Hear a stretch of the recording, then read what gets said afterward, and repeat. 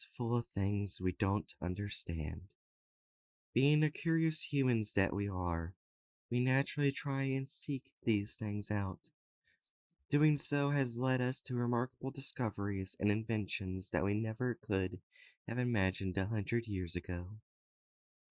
We have defeated disease, built to the sky itself, and even created machines that could take us beyond the clouds and into the stars. If our ancestors could see us and what we have created, I'm sure many of them would see us as gods. Our innate curiosity and lust for knowledge has not always led to us led us to greatness. However, true evil and darkness have also been uncovered in humanity's conquest of knowledge. And in the end, I fear this evil will be our doom. I do not say this from the standpoint of a great philosopher who has sat and simply pondered things either. No, I say this because I have seen it, experienced it. I was part of it. The event I am about to relate to you is true in its entirety. This I swear. I feel certain that this will fall on deaf ears, and many of you will believe this to be just another spooky story meant to give you cheap thrills, but I promise you that this is neither my intent nor my purpose. The purpose of this story is to simply warn you of what lurks beyond the veil of what we can see and understand, to show you what awaits us in the darkness, even if I myself don't understand it. What I am about to tell you has happened, and I feel certain it will happen again. In 1971, a not so well known scientist began preparations for an extremely secretive project known simply as the Harbinger experiment. I would like to keep the identity of the scientist a secret for personal reasons. So throughout this recounting, I will refer to him as Zimmerman. Zimmerman's background is unclear, at best beyond 1971. All that is known about him before that time is that he had grown up somewhere in Maryland with a strange fascination of the occult and supernatural. This later made him an outcast among his fellow scientists due to how scoffed upon the metaphysical he was at the time. Zimmerman's opinions concerning the otherworldly were not the sole cause for him being an outcast, though. It was his methods that made him widely unaccepted among his peers. Zimmerman was well known during his time for being ruthless and cold beyond measure. He never cared about the means. All that mattered to him was results. And if he predicted results to be valuable enough, anything would be worth obtaining them.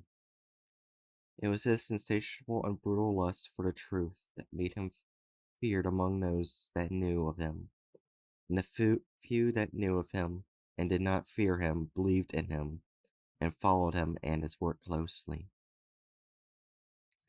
The word harbinger itself has such a mysterious and intimidating taste to it. Maybe it's the way it rolls from our tongues, or maybe it's simply due to its association with the project. But the word always seems to carry a certain amount of doom with it. Which would make sense. The word itself means to warn. The word itself means to warn or forbade. I can't imagine Zimmerman's reason for giving the experiment this title, but in retrospect, it fits perfectly. Zimmerman came to a select few. He told us he was working on something big, and that he needed people who could confidently and not spread idle gossip of his work. While he did not trust some of us, he did know that we were professionals and that for some reason or another, we were all in dire need of employment. I had worked at a local clinic as a doctor, but I was caught stealing medication and was promptly fired. This left a dark mark on my resume, so work was hard to find. I was also native to Alaska and lived near where the experiment would take place, so I guess you could say I was a convenient choice. As you can imagine, I jumped at the opportunity. It was hard not to when I saw the payout. 15 of us were hired in total. Some were colleagues of his dad has been working with him for a while. Some were maintenance workers, and a few were hired as private security. I was the only medical professional to be hired. It was still a wonder to me how he even attained the funds necessary for the experiment. I would not be wholly surprised if his financing was not entirely legal. But legal or not, I needed the money, and he was paying. Looking back, this is a decision I have come to regret. After Zimmerman obtained his money, he used it to buy a relatively large plot of land deep in the frozen wilderness of Alaska. And upon that piece of land, Zimmerman built a concrete structure, not dissimilar to a bunker, in fact. The sole difference being that its goal was to keep any potential damage contained within the structure rather than keeping it out, as he put it. Most of the structure dug underneath the earth, which had the effect of making the underground complex seem so much smaller than it really was from the outside, as would be expected.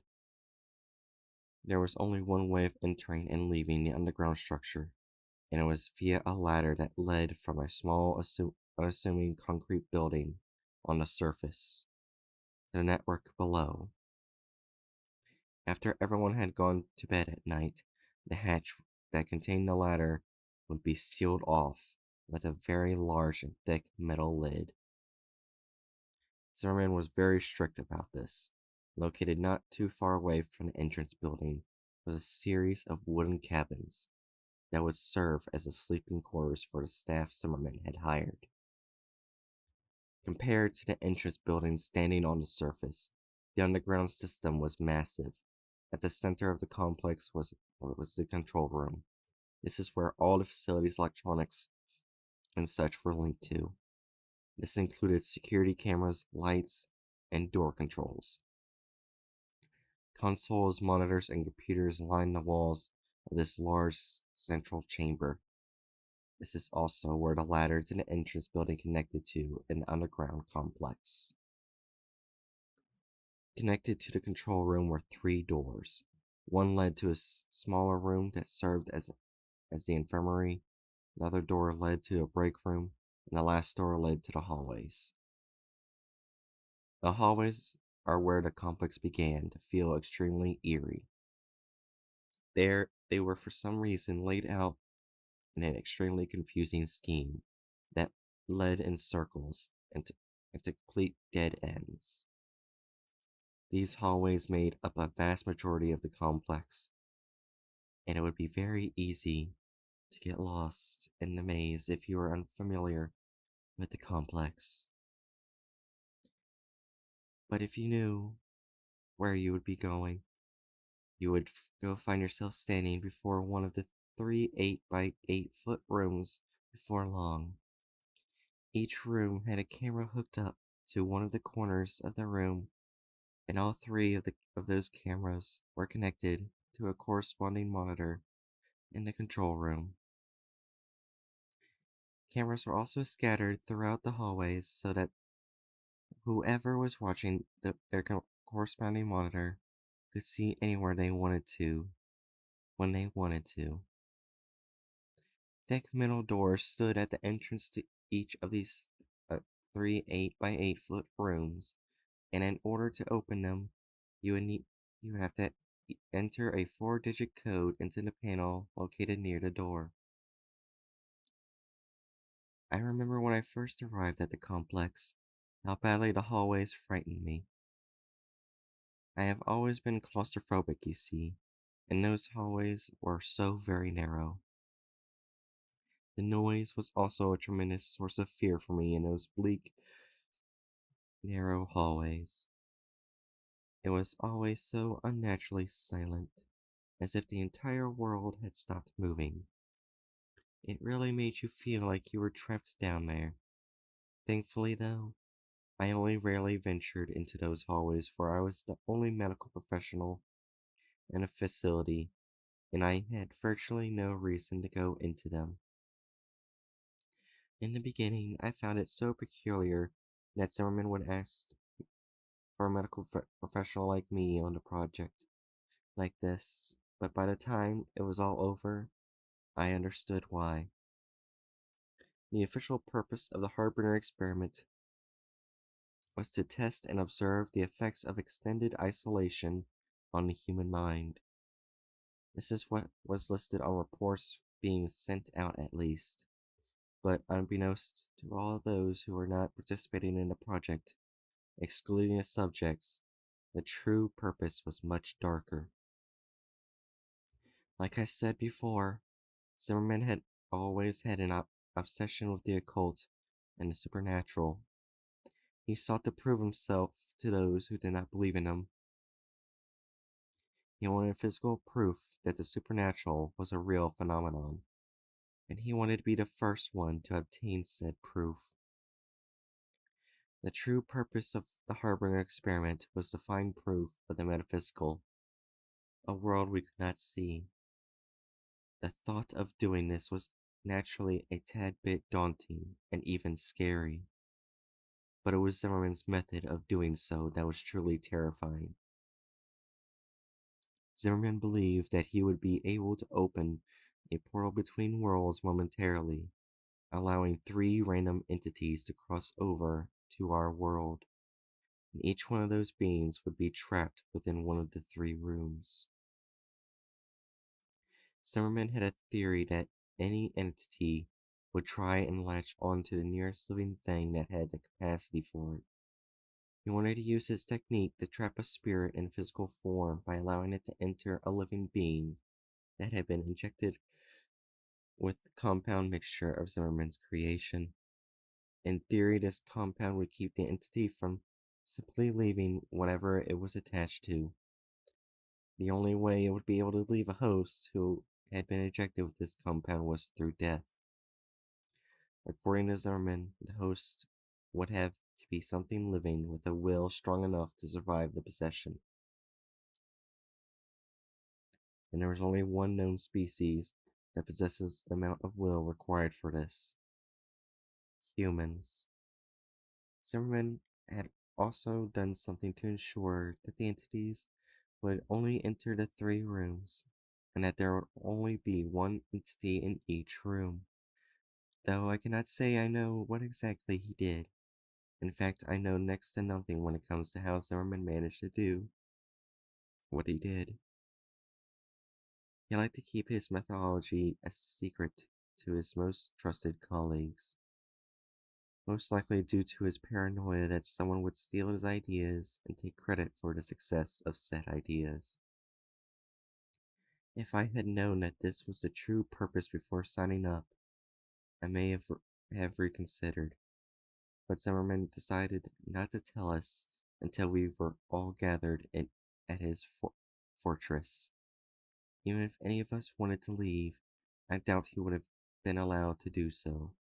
Security teams Zimmerman had hired was loyal to him, and the payout, it is not likely that Zimmerman had given them the order to now allow anyone to leave.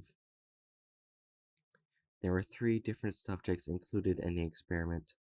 All were native to Alaska, and each one was lured into the project under the belief that they would be participating in a harmless study of the effect of isolation on the human mind.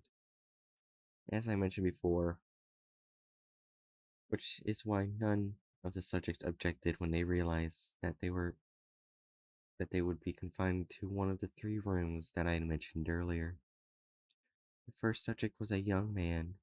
He was apparently out of work and desperately needed the money that had been offered for participating in the study. The second was a woman. By looking at her, I could tell she was an addict of some sort. The third and final subject was an older man, a drifter, if I had to guess. One thing that they all had in common was none of them had any family or friends left. In short, no one would miss them, which is why they were chosen for the project. I am so I am sorry. I wish I could supply more information about the subjects, but all of this has been drawn from memory, and I was given little information on the three to begin with. The experiment did not officially begin until 1987, 16 years after original announcement. I was eager to begin, so I packed up and headed out to the complex as soon as I could.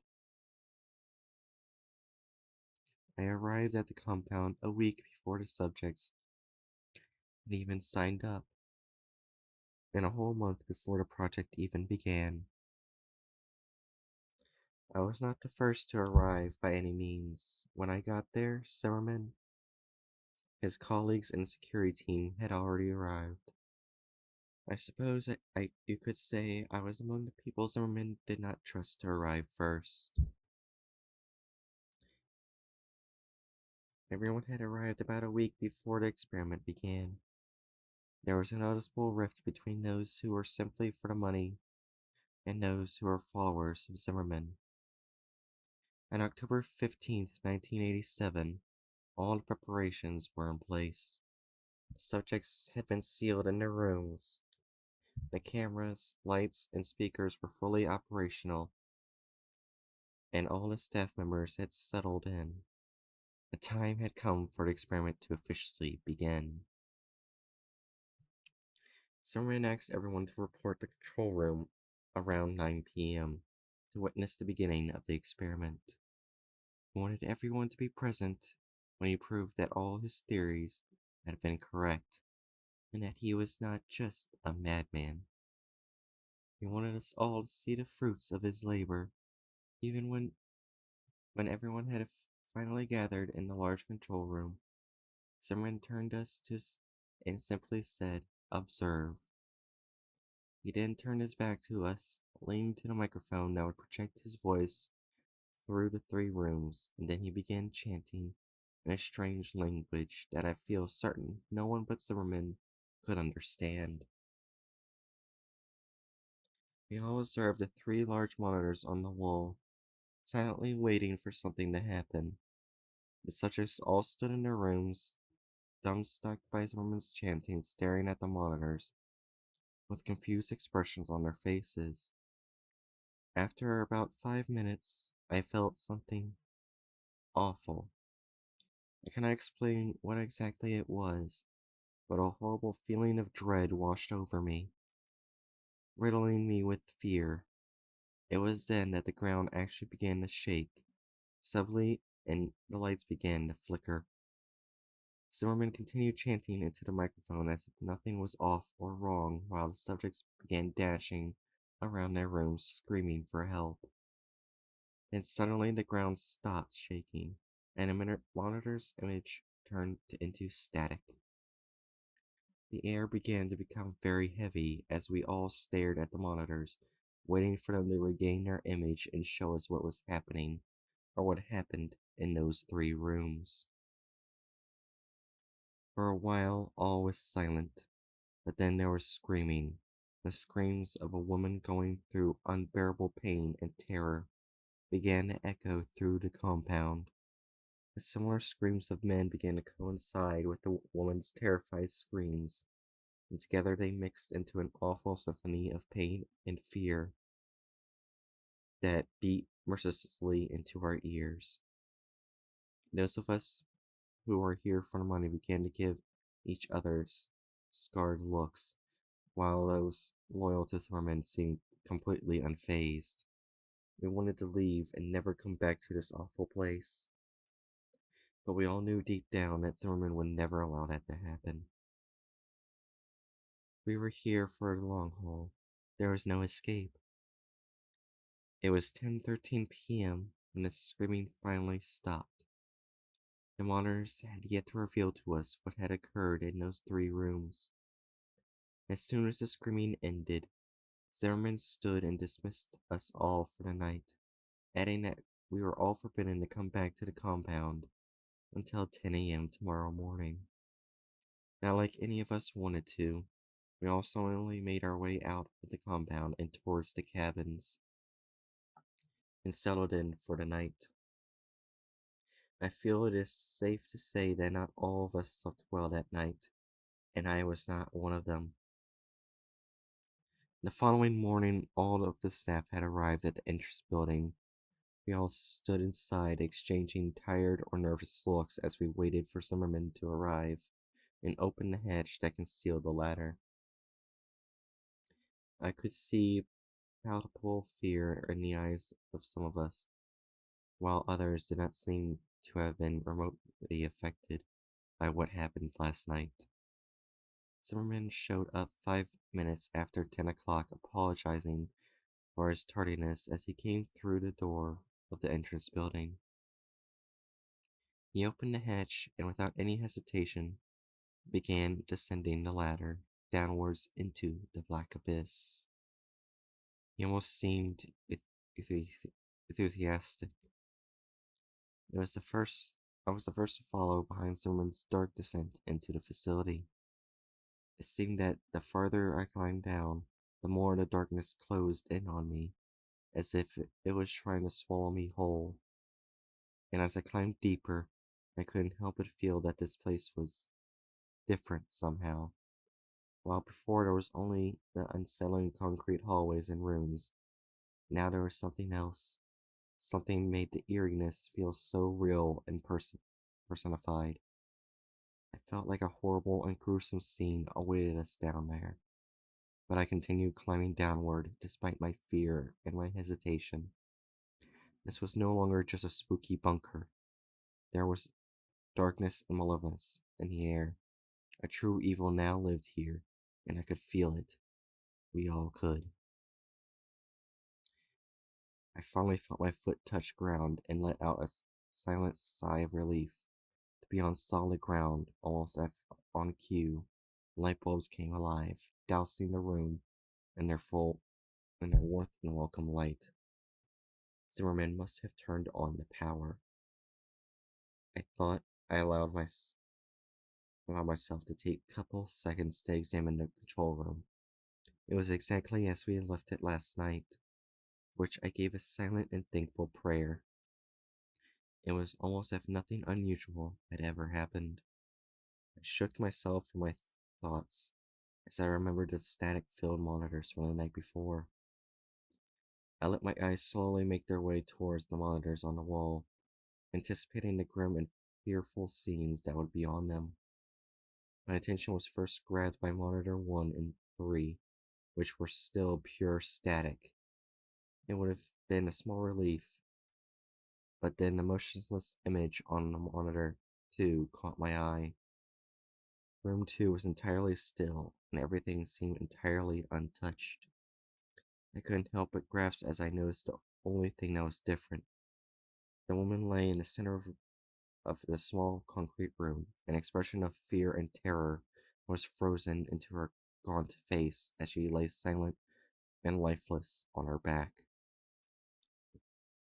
Zimmerman's expression turned angry when he saw this. He ordered that the second monitor be turned off, and it was. We didn't ask why. It's not like any of us wanted to see the dreadful scene any longer. He also ordered that if the images and monitors 1 and 3 did not return within the next 2 hours, the security team would be sent to investigate the rooms. Security nodded at hearing this. They made it seem as if they had no fear, but I could see it in their eyes. The subtly loud tick-tock of the clock was the only sound that echoed through the control room while I stared at the monitors. An hour and 15 minutes had gone by, and static was still all that occupied monitor 1 and 3. All of the other staff members were working except me. This was due to the fact that the project had been completely injury-free thus far, so I essentially had nothing to do but wait for someone to hurt themselves. Zimmerman had a couple of his colleagues, and I were the only ones that occupied the room. They quietly chatted amongst each other on the other side of the room, while I spent my time reading and pondering the situation I currently found myself in. I had clearly made a mistake coming here. The corpse living in room 2 was evidence enough of this, and God only knew what awaited us in the rooms 1 and 3. My thoughts were soon interrupted as Monitor's 3 image returned. The clear image now displayed on the screen made everyone's eyes noticeably widen. What was displayed on the monitor was horrifying. A humanoid thing stood in the center of the room, staring directly at the camera, unmoving. It was wearing the jumpsuit that the Subject 3 had been issued. But this clearly was not the same man that had entered the room. What caught my attention first was its eyes. They were solid black and twice the size of normal human eyes. They seemed so endless and so cold. Its head had also grown with the eyes in such a symmetrical and unsettling manner. The being had also shred all of the hair it once had, and even from the monitor, I could see how unnaturally smooth and clear its skin was. It had also seemingly grown in height and stature, which could be seen in fact that the jumpsuit was now obviously far too small for its wearer. Its limb had grown exceptionally long. Its arms hung almost as low as the creature's knees. What we were looking at was in no way the same man we had sent inside. Fear. Fear was all I felt as I continued to stare into the monitor at the thing in the room, and my fear seemed to be shared by those around me, which made me feel kind of good. It may sound awful, but it was a bit satisfying to see that Zimmerman and his colleagues could feel fear too. But at the same time, it was worrying because this showed that this was not part of Zimmerman's plan. Something had gone wrong. We all stared at the monitor at the thing despite our fear. It was almost as if we were in a trance. My already present fear began to grow and spread rapidly through my body as I became lost in the creature's eyes, trapped in its terrifying hypnotic gaze. After what felt like forever, I managed to break eye contact with the creature and divert my attention from the monitor. And when I did so, I felt my fear levels drop considerably. After a short while, Zimmerman ordered his security team to make their way to Subject 1's door just as he said he would do. The security team left without question, armed only with batons and pistols. I focused my attention on watching the men progress through the hallways towards Subject 1's room via the cameras. Even through the not-so-high quality cameras, it wasn't hard to tell that these men were afraid of what awaited them. Their heads were downcast as they walked. They did not possess the same confidence within them that they did when this project began. They looked like scared boys being sent off to a terrible war. Eventually, they made it to the door. We had perfect vision of them and the door via the hallway camera. One of them said something through one of the walkie-talkies and made a motion towards the camera. In response, one of Summerlin's colleagues buzzed the door open. The men already had the pistols out by the time the button was pushed. Slowly the door began to open. We all watched eagerly as the man began to approach the door, guns aimed inside. Suddenly, and without warning, there was a loud shriek, and something bounded out of the room at the men. The monitor turned into static. Immediately we could hear screaming echoing down the halls, followed shortly after by the distinct sound of gunshots. We could do nothing but wait. After a couple minutes, the screaming and gunshots stopped. We all waited and prayed, hoping that whatever bounded at them from the room would not be the one to return to the control room. After a couple more minutes, three of the men came back carrying with them the corpse of the fourth. He had massive cuts covering his chest, and his face was shredded. You couldn't even tell who he was anymore, or even that he was human. I was used to gore, being a doctor and all, so I felt somewhat unfazed by the mass of shredded flesh and bloodified meat they carried with them, but many of the others were pale and vomited. The security team all wore emotionless expressions and eyes filled with terror. One of the men finally looked up at us, stared at us for a while with those widened eyes of his. "It's dead," he finally managed to mutter in a shaken and scared voice. A couple hours went by. The dead man's name was Frank.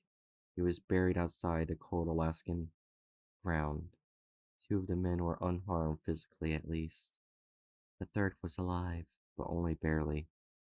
His body was covered in bloody slashes, and one of his had been gouged out. I managed to stabilize him, but only just. The other two men vaguely explained what happened. Apparently, Subject 1 leaped out at Frank after the door had opened, only it wasn't Subject 1 anymore. According to them, it had a hideously contorted face and sharp, long claws. They claimed to have shot it over a dozen times before it fell dead, and then they emptied another dozen bullets into it just to be sure it was really dead. Only once it was dead did they come back.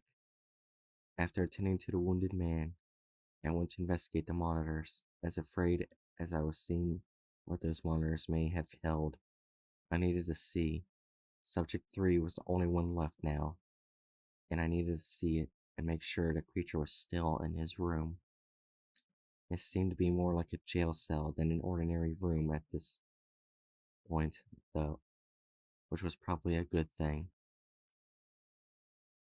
The cameras displaying Subject 1's room and hallway outside, it still displayed a static field screen. No one was sent to repair them or investigate. We just had to hope that Subject 1 was well and truly dead. Monitor's 3 image was exactly the same as I had left it. Subject 3 was still staring directly into the camera at us. He was still in the exact same position, and if it were not for the small fan in the corner of the room, I would think I was looking at a still image. In a way, I felt relief at seeing this. Relief that he was still in his room and had not escaped while no one was looking. After everything quieted down, I noticed something especially unusual. There was a strange sound emanating from somewhere. At first, it was barely noticeable. The only reason I heard it was because of how extremely quiet it was in the infirmary. But as time went by, it slowly began to increase in volume. After about an hour, it was loud enough that everyone else could hear it too. After a couple more hours, its volume had increased so much that we could determine what the noise was. It was a song. One of the staff members identified as "Living in the Sunlight" by Tiny Tim. Apparently, his father loved the song and listened to it frequently. The song seemed to be on a loop and kept replaying itself. Although we were able to identify the noise, we remained unable to identify its source.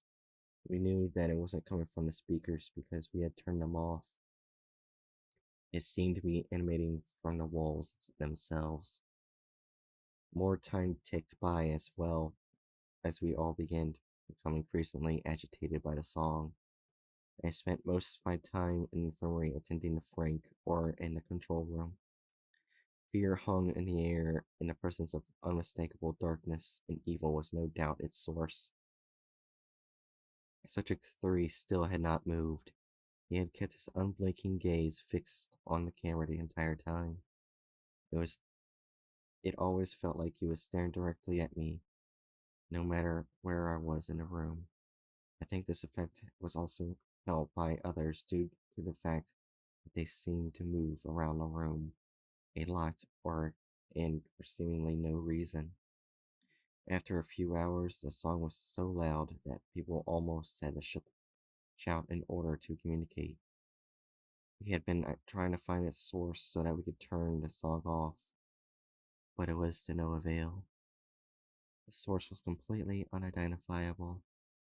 This added to a level of extreme irritation to our already very present fear. It was around 8:30 that the ground itself began to shake once again, just as it had done the previous night. Panic began to spread among my fellow employees and me as the shaking grew intensely. During this, I had a sudden instinctual feeling to look over Subject Three's mirror. It was gone.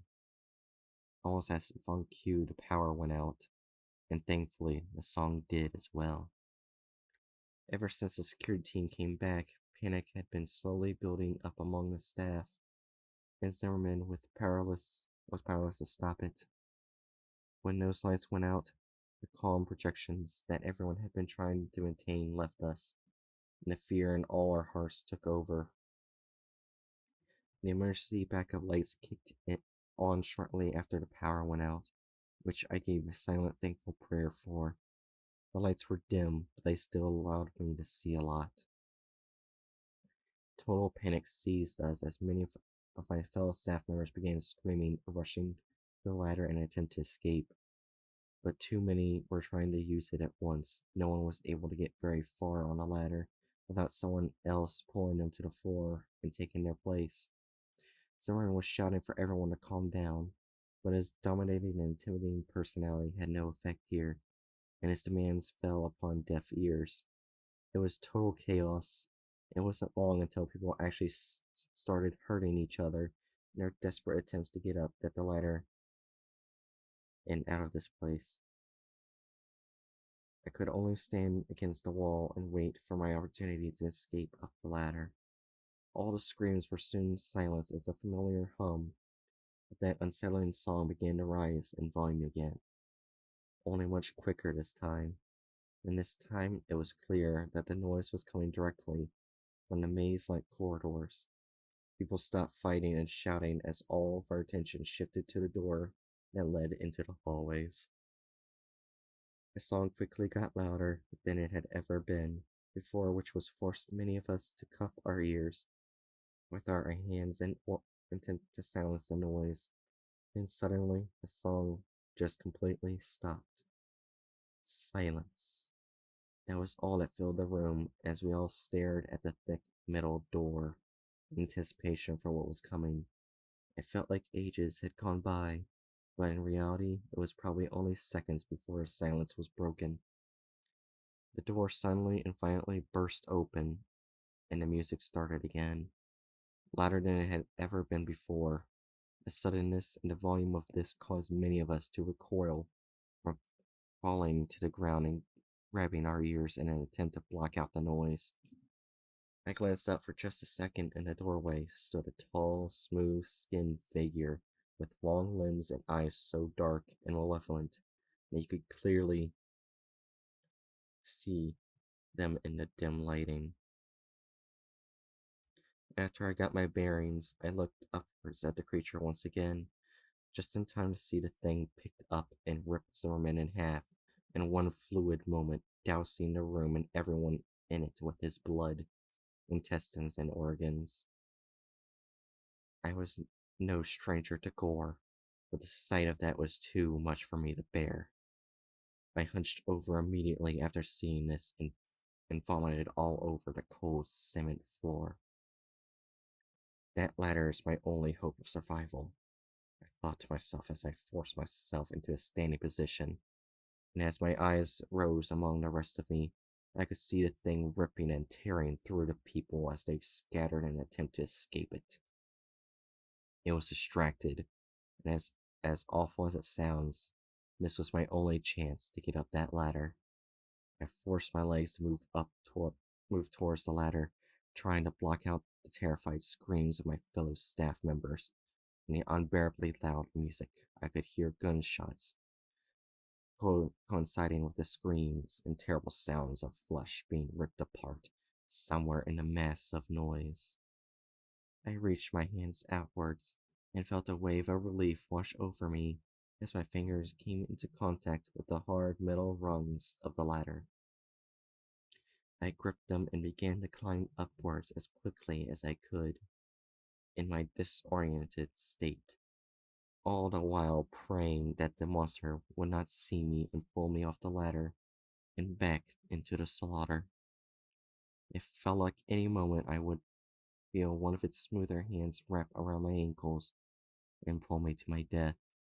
When I eventually made it to the top, there was no question in my mind.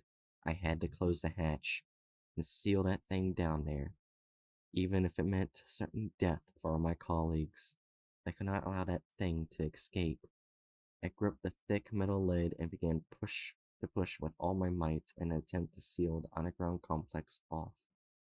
Despite how dense and sturdy it was, the lid was surprisingly easy to move.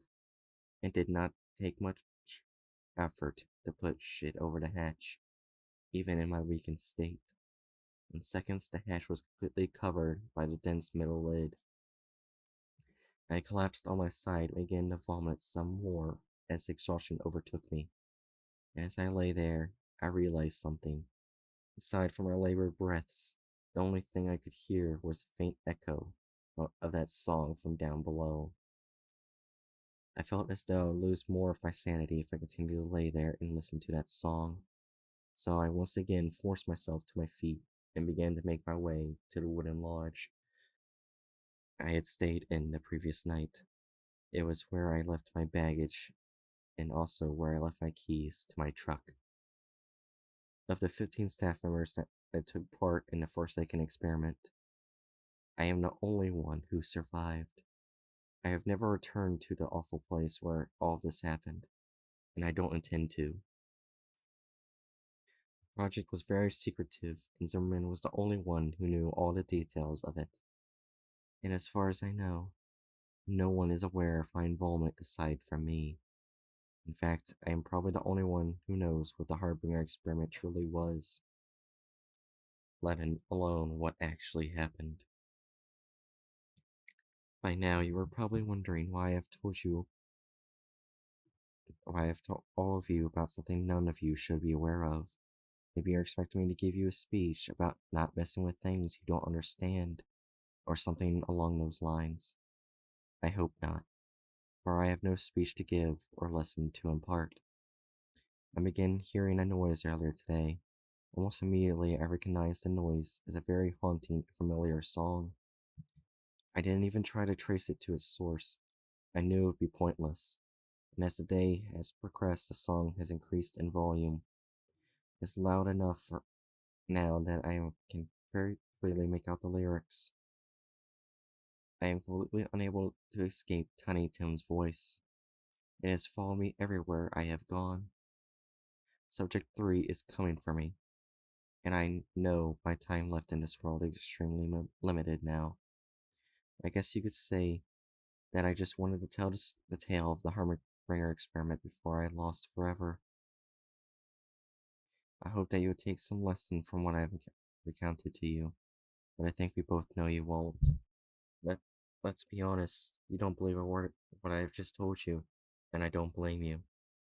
I wouldn't believe me if I were you. To you, this is nothing more than something to get your cheap thrills from. You were probably mindlessly surfing the internet when you clicked a link and found yourself here. Wherever here may be, reading this story. And to be honest, I don't care if you believe me or not. Even if you do, it probably won't stop you from trying to uncover the truth of a darkness that few of us have ever seen. I certainly never stopped Zimmerman. If you want a lesson, look what happened to him when we went seeking the truth. I pray that none of you will ever discover this truth. I pray that none of you will ever have to see the evil I have seen. I hope you all get to live in the ignorance of what lies beyond the veil of what we can understand. It's here now. I can feel its black eyes burning into me, just as I could all those years ago. I am as much to blame as Zimmerman is for this monstrosity that is now free to roam the world, even if I was not the one to create it. I'm sorry. Please forgive me.